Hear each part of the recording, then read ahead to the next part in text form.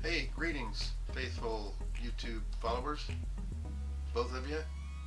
I think my wife and my son may be following me. I don't know. So, for you, this will be my inaugural video. I've got a 2020 Jeep Gladiator, and the intention was to do some videos about the upgrades and the mods that I made to it, just like just about everybody else. The difference is a great deal of the choices I made were due to other YouTubers. So eventually Black Pearl Voyager, my channel, will host some videos on those mods, but this video is specific to a problem that I had when I first spec'd out my Gladiator and omitted any kind of cover. That includes a tonneau cover. My intention was to cover it with something, and because of YouTube, I found a solution. Kevin and Brittany at Light Bright Nation had an install video for the Softopper, and I thought that looks like a good solution for me, because the offerings from ARE and Lund, while futuristic and pretty, I guess, just didn't suit the Gladiator. I mean, the tinted windows and the long sweeping shiny black lines is just not what a Jeep looks like. There are sharp angles and hard lines, and so the Softopper was a solution that I considered. This video will be about the Datin Fabrication Industries bed rack for Softopper, and I'll explain later in the video what brought us to this point, rather than belabor that here. Suffice it to say, I will be showing you the installation of the soft top, the rack over soft top for the JT Gladiator. And please, like, subscribe, comment if you happen to tune in. I'm not monetized. I don't plan on making a lot of money doing this, but it's important to. It was important to me, and so I'm thinking it's important to others to share some of this stuff, because one of the things that I was unable to find was any kind of installation video or any kind of review on YouTube that included anything that Datin Industries made, except for I think they make some shock protection devices that bolt on. So stay tuned, and I'll explain everything. We'll get this rack installed, and I'll let you know how I think, what I think, and then you can let me know what you think down in the comments. Hang in there. Now, this is the Softopper for Gladiator, and for me, the military look and the utility that this has, plus the fact that it can be folded and stowed completely, was the solution that worked best for me. The only problem is when I decided that I was going to put a rooftop tent on here, I was vexed with the problem of what kind of roof rack, or bed rack actually, would fit on this thing. Now, as you can see, I've got the sides up. It's drying out a little bit. I had to rinse it out because some recent wildfires swept through our area here just a few weeks ago, and it left it full of ash, even with the cover on. Unfortunately, some of the ash got in there while I was loading it, and it was surprising just how much. Right now I've got the sides up. Those sides can be rolled up, and you can roll with it just like that. I call it the safari mode, and it's really kind of cool. The main thing here is that I did not want to lose the utility of my soft top to put a bed rack and a rooftop tent on. So After speaking with Josh down at Lolo Overland in Troutdale, he turned me on to the Datin Metal Fabrication website, and lo and behold, sure enough, they had just developed a bed rack that will fit over my canopy, and that is great news for me because I did not want to spend $800 on a canopy and then lose it in order to put a rack on and a rooftop tent. So we're going to be installing that rack today, and I'm going to be picking up an FSR Adventure Series 55 rooftop tent here next week or the week after, and I'll show you that installation because I haven't been able to find anything on YouTube covering the Datin product bed rack, except for I think there's one for a short rack or a mid-height rack, and since this one fits over the canopy, it was intriguing to me how they made that work. Now it states very clearly when you purchase your top over rack like I've ordered that you had to have the factory trail rail system installed. Well, I didn't have the trail rail system. I didn't order it because I didn't think I would need it. I wasn't going to haul motorcycles. I didn't need to tie anything down. I wasn't going to help anybody move out of their apartment on Fridays and Saturdays. So I went down to a local hardware store, Ace Hardware, and picked up some 1x1. It's actually a little more than an inch by an inch unistrut, 4, actually 8, 6mm or 6M panhead bolts that I think you might be able to see there, and some large washers. Now, in fitting that, I cut it at 50 inches, and I had 3 of the 4 mount holes line up. One I had to drill out. I believe that's that one right there. So there was some custom fitting, but I also had to order or reorder this type of clamp because when I first ordered my Softopper, it did not have the trail rail system, and so it came with a specific clamp just for the Gladiator without the trail rail. Having to install the trail rail, I had to reorder those clamps. There's 4 of them from Softopper. They were $12 a pair, so for another $24, I've got about $50 in my trail rail system, but this is going to allow me to mount that canopy over rack. Okay, just for you guys that are still following along, if you haven't already clicked goodbye, this will not be an unboxing video. There's 3 boxes there. Ignore the long narrow box. That is an awning that I bought from Lolo Overland to add to the rooftop tent once it's installed. Just to tell you that it comes in 1 rather long box and 2 smaller boxes that are about as long as the long box. Anyway, the shipping weight on it is right at 100 pounds. I believe the rack weight is listed at 85 pounds. So 85 plus another 120 pounds for the roof rack. Looks like I'm adding about 200 pounds to my build, which is not a lot considering all that's well, of course there'll be some Rotopacks and some Max Tracks that I would be mounting to this rack also, but I'm not going to do an unboxing. I'm just going to lay out the parts and let you have a look, and some of the hardware, and what I have to go through, if anything special, to get this installed. So thanks for hanging in there. Okay, faithful YouTube followers, both of you, maybe 2 by now. Anyway, here are the components. There are far fewer components than I thought there would be,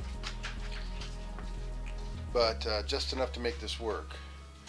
The key to this fitting around the Softopper are the way these are engineered with this little joint here and of course it depends on these rails where they connect to the trail rail system, and it gives just enough clearance along this top rail here to mount your Softopper. So I've taken a real good look at everything. I have to tell you that it was extremely well packed. Everything in its own individual bubble wrap, and I understand you can get this in two different configurations, one bare metal and the other black powder coated. And since I don't have time to mess with something like this, I went ahead and went to the extra cost of having it powder coated, and it's well worth it. I don't know if you can see this on the camera or not. It's a nice pebbled, textured black powder coat. I don't see any voids or any areas that were missed, and it seems to be a really good heavy coating, so I'm well pleased with that. Okay, on the tailgate here of the old 78 Wagoneer, which is, it's another story, I've got the hardware, and it's what you would expect. A whole bunch of nylock bolts, a lot of washers. Excuse me, these are nuts.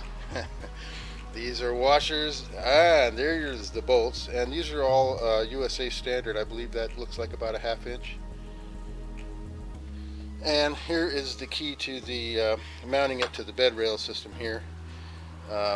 These, I'm sure you just slide into the rail sections, and he even throws in some blue Loctite, which appears, and it came packed in this together, so I'm assuming that these need to be Loctited in place. Of course, vibration is an issue on any kind of build, especially if it's a 4x4 off-road build. Alright, I'm not going to show you putting every bolt, nut, and washer on this thing. I'm going to get started on the install. I understand you leave the Softopper in place. Simply release the clamps, raise it up high enough to get these long sections in place, which and I like the fact that they're all one piece, because that really takes away any ambiguity about how farly spaced those uprights should be, and it's just a matter then of figuring out how far forward or back you want your rack. So that's the way that goes. Like I said, I'm not going to have you watch me put every nut and bolt in place, but if I run into any issues or problems, I will start the video again there. Okay, we're back, and I've enlisted the help of my lovely assistant here, Monica. For some reason she fell madly in love with me, and so we're married now. Anyway, I love her to death. She's going to give us a hand though, getting these rails in place. Now, in the interest of clarity, I've gone ahead and actually removed the Softopper completely from the Jeep, as you can see. Nice thing about the Softopper, 4 clamps, and you can remove it off completely assembled, which is kind of nice. It's going to have to be assembled though to put this on. So what I'm going to do is I'm going to first wrestle around with getting this mounted to the rails here. I'll show you that in just a second. Okay, thanks for hanging in there. As you can see right here, these are the tabs that come down over the rails here, and of course there's nuts that you put in behind those. These nut plates right here. Now, this being non-stock, this groove here, this gap here, is quite a bit wider than the stock gap, although it's still narrow enough to prevent these from just falling through. Now, ordinarily you'd have to take out this bolt here and probably the one up ahead, up farther, and just flex it away from here far enough to get this in behind. But I think I'm going to be able to just go ahead like that, and then find the nuts. It's going to be a little bit kind of kludgy, but I should be able to do it. They line up fairly well, and I'll position it and probably cock it clockwise or counterclockwise so that it engages here with the channel best. Action.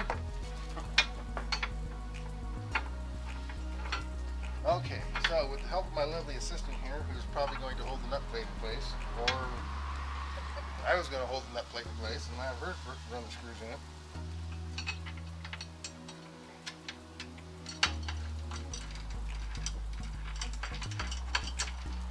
I told you I wasn't going to make you watch me put screws in. I'm afraid you'll just have to suffer through this till I can shut the camera off. Anyway, so you can let go now. Are you sure? Yes, I was going to kind of cock it so that it's engaged as much as it can be without coming out. Maybe put my finger under there a little? There we go. Well, no, I just had them a little too tight. Okay. So I've got the front one on the high side and the back one on the, well, that didn't work, did it?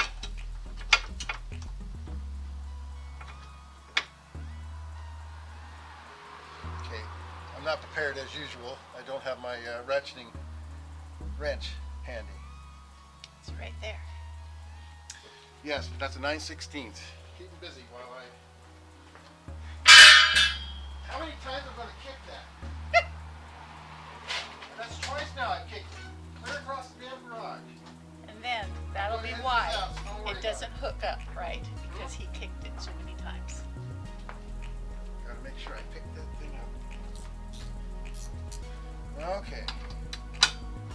I'm gonna snug these down because I've got to pull one back out one at a time to put some Loctite on them. But I wanted to make sure that I got them. Okay, this is the tail end down. This is the tail end up. Okay. So, for those of you who might be interested, the rails come in one piece as shown here, and Ed has gone to the trouble of marking them driver's side cab. What a nice guy.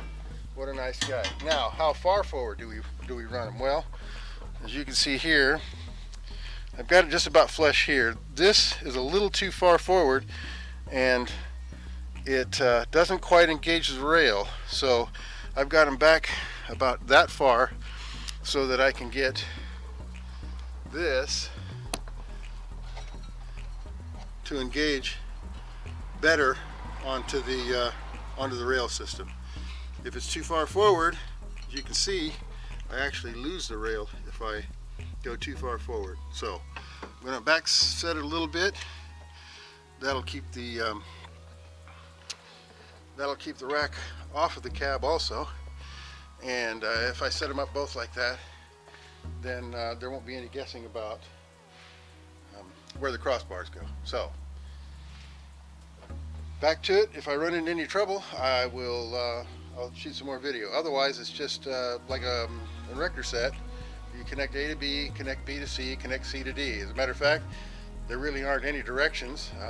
Ed sent me some. They're for the Chevy Colorado, but he did include some other pictures for a truck with a rail system. Everything else is just nuts and bolts. So I'll get back to you. Okay, we're back. That just took a few minutes here with the help of my lovely assistant Monica. And as you can see, because of the gap in the rail here being so wide, we opted to make sure that one end of the nut plate in the back was captured against here as deep as it can go, and the other end up as high as it can go, so we have a really good solid capture there. So now the only thing that's left to do before we put the Softopper back in place is to pull each one of those individually so that we don't lose our positioning, and put a little thread locker on there and tighten them down. So far, so good. Okay, just a little detail here. Since I chose to caulk this plate for maximum contact with this trail rail here. It makes it a little tricky. Once you get these in place, you have to remove each one individually so you don't lose your position here. And then my lovely assistant, or your lovely assistant, will put some thread locker on that puppy. It goes back in. There we go. And then you can cinch that down before you loosen the other one. Otherwise, the other one will drop out and you're back to repositioning again, and that's kind of a hassle. Okay, so we have the rails mounted on both sides now, and what we're going to do next is put the Softopper back on. Now, earlier we took it off so that I could run it through the car wash, and the nice thing about the Softopper is you take those 4 clamps off and you can remove the whole thing, especially if it's folded out like that. Just a couple people, one on each side. And so then we're going to just pick it up now and set it back in place, get the clamps on, and then we'll build up the rails from the outside and across, and we'll see how that goes. I'm pretty sure once we get the Softopper back in place that we're not going to be able to fold it like you normally can. Usually you can, with the Softopper, you can usually release these straps here and fold the whole thing forward up against the firewall, and that leaves the bed completely exposed, but I'm pretty sure we're going to lose that functionality.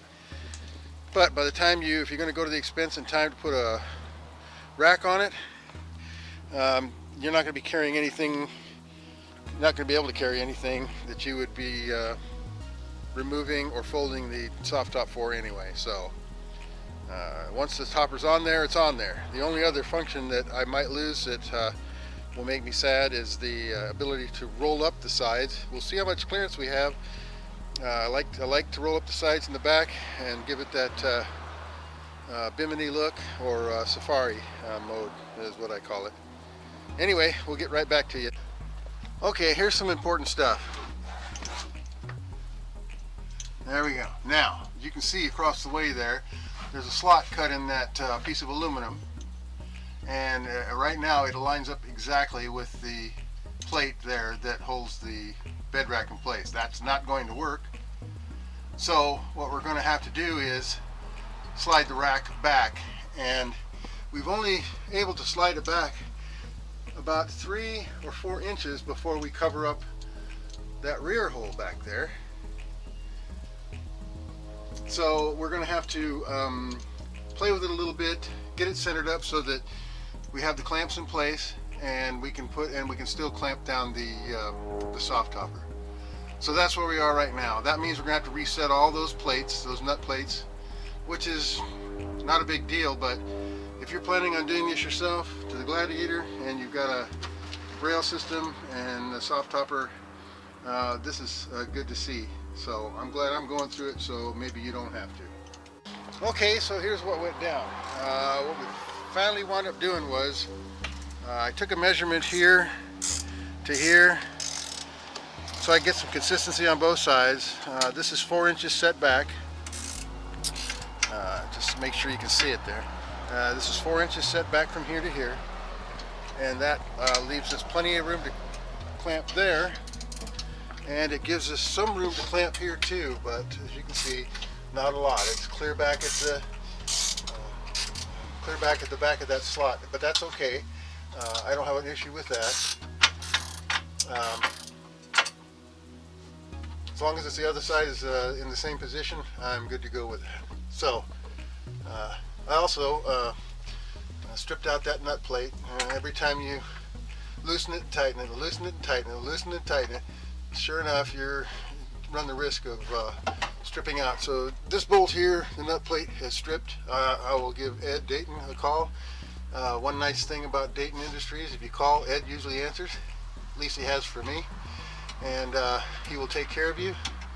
Real nice, cordial guy, and I'm sure he will be willing to send me some replacement plates, or a replacement plate. We're going to try to keep from doing that on the other side here, but in order to slide that rail back, we've had to take all these loose that we've already had Loctited and had in position, and so we're kind of reworking it. But if I do my homework, then you won't be faced with this same issue. So we'll be right back with you.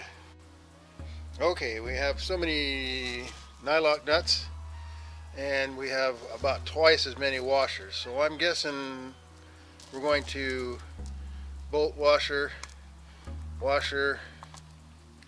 and bolt every single junction and journal, starting with, let's see, the instructions say to go ahead and mount these to the rails that we just installed and tighten them. It said it's recommended that you go ahead, these are the only ones he recommends that you tighten completely before moving on. So we got our work cut out for us, huh, sweetie? Yes, we do. Okay, Monica says we're looking good. So what we've done so far is install these uprights. Now the instructions say to go ahead and cinch those down good and tight and be done with it, but I was never any good at following instructions. I always leave them just a little bit loose. I can go back and tighten them afterwards. There's a nice little feature here, this target feature, bullseye feature, that is present on each one of the uprights, but there's only one that actually allows it to be exposed, and there are two of the whatever you call those uprights that allow it to be seen. So we chose the center, and I imagine they did it for strength reasons. That's why they don't all show, but that's okay. I'm sure that the engineers had their reason. So what's left now is to get up on there and start putting the cross pieces in place. Now here's where it might get a little inconvenient for us, because we cannot collapse or close up the Softopper anymore, so we're going to have to work with it while the Softopper is in place. That's just the brakes, I guess.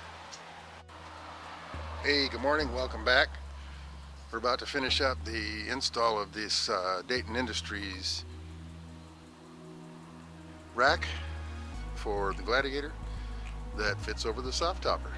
I love it so far. I'm going to finish it up.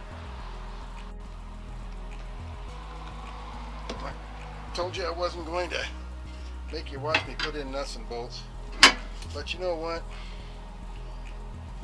I figure, what the heck? A couple won't hurt. And just to let you know, so far I've had no issues whatsoever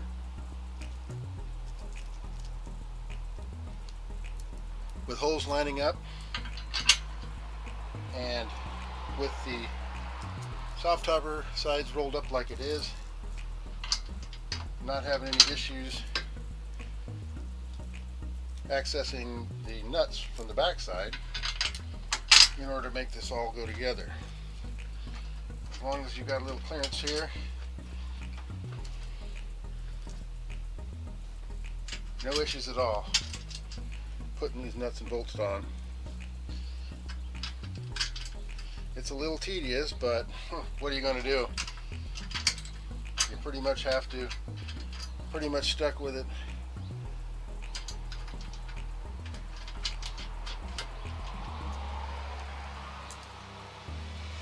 But as you can see, really not too bad. Well, now I'm going to have trouble with this one. There we go. No trouble really. It's just getting a feel for it.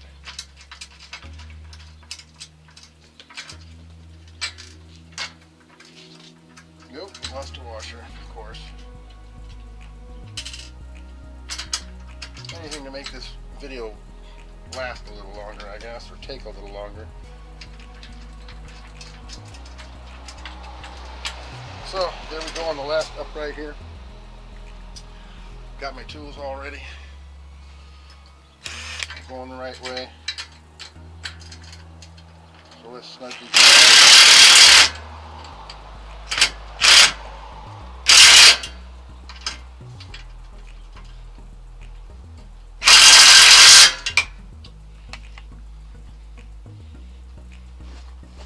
I've got the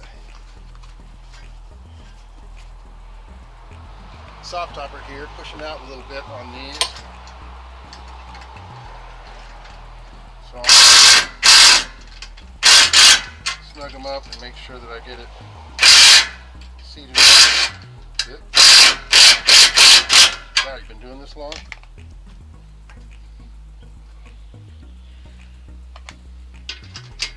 Let's back them off a little bit here. Other back off. There we go. There you go. Now it's a little weird. I just want to make sure that I've got that pushed all the way in.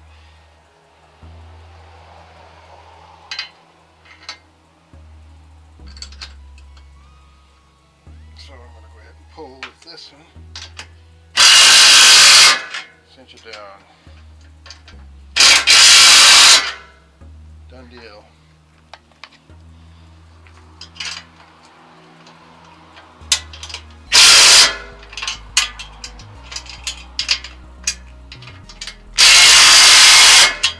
So far, no issues at all with alignment. There's one thing I really like about this Akaso Brave 7 LE is that it's got the front-facing screen, so I can line up my shots when I'm doing this selfie kind of type work here. Got the last piece to go in place, and as before, no issues whatsoever with the holes lining up.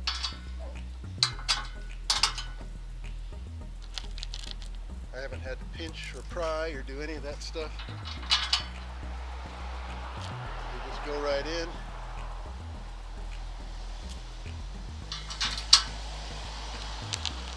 And we're good to go. Now once I get these in and started, I'll go do the other side before I put a cinch on these, but I like to get them started and completed. Now, here's one little hitch in the get along here. It's sometimes a little tough to get your hand up through there to get the washers and the nuts on.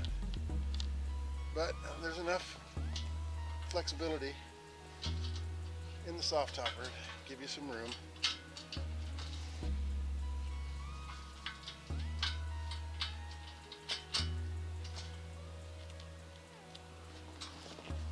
Oh, now see, I am not left-handed. And so jamming your left hand up in there, I could probably do it with my right. Plus I've got this watch on, and the band gets hung up on stuff.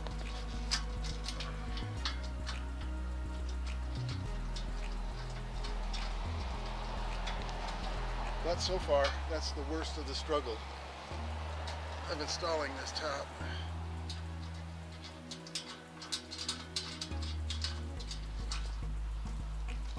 Otherwise, there's actually been no issue at all so far. So there it is. This is the Datin Metal Fabrication Industries rack over Softopper for the Jeep Gladiator. It is complete, and I've got to tell you, I'm real pleased with it. It is extremely stout, very strong. If you read the specs on the website, you'll find that it has a 1,000 pound static load rating, and that gives it probably 300 or 400 pound dynamic load rating. I'm only planning on putting a just over 200 pound or just over 100 pound tent on the top, and the occasional kayak, I guess, and whatever else I fit inside. So that's been the installation of the Datin truck bed rack, and I hope you enjoyed it. If you did, like, subscribe, certainly comment. This is my first video, so you might have some tips. Anyway, thanks for tuning in.